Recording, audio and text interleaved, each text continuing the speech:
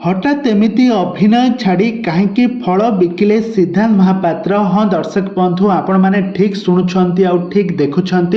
हठात कहीं एमिति सिद्धांत महापात्र एमिति निष्पत्ति नेले निजर राजनीति क्यारियर किंबा निजर अभिनय क्यारियर रु विच्युत होई एबे से कहीं एमिति हठात गोटे रास्ता कड़े फल बिकुथबार नजर आसतु ए संपर्क में आज आम सत्यासत्य जानिबा। तो से आपण मैंने आज भिडियो को पूरा शेष पर्यंत देखंतु।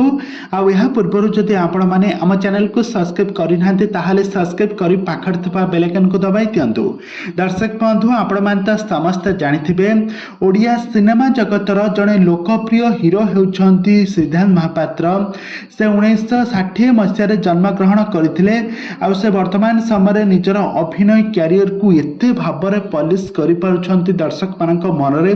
दर्शक माने मध्य 60 वर्षर गोटे वृद्ध लोकर अभिनय को देखिबा पई आज मध्य पागल अछंती।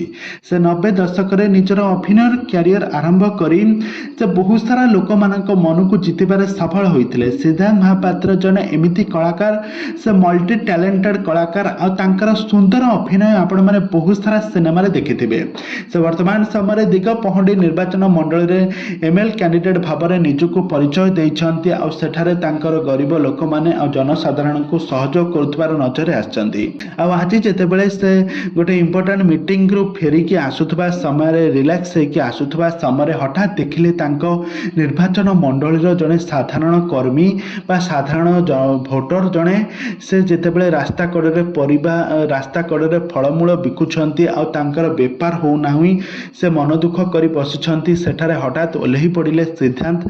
आ सिद्धांत ओल्ही पड़ी तांको सांत्वना देले आ तांको ठारू किछि फलमूल मध्य किणी घर को आनिले आ तांको कहिले कि बहुत किछि सांत्वना देले। तेबे दर्शक बंधु आ यहाकु नै सबआडे चर्चार विषय पलट कि सिद्धांत महापात्र एबे फल बिकुथबार नजर आछंती। किंतु वर्तमान समय सिद्धांत महापात्र दिगपहंडी निर्वाचन मंडल रे से एमएल भाबरे निजर दायित्व तुलाइबारे लागिछंती आ साधारण जनतांकर दुख दूर करिबारे राति दिन को से एक करछंती। तेबे दर्शक बंधु आपण मानकर मतामत एठी निहाती भाबरे जणांतु कि सिद्धांत महापात्र सतरे कौन तांको अभिनय क्यारियर फिट हेबो ना राजनीति क्यारियर फिट हेबो। आपण मानकर मतामत निहाती भाबरे कमेंट बॉक्स रे कमेंट करंतु।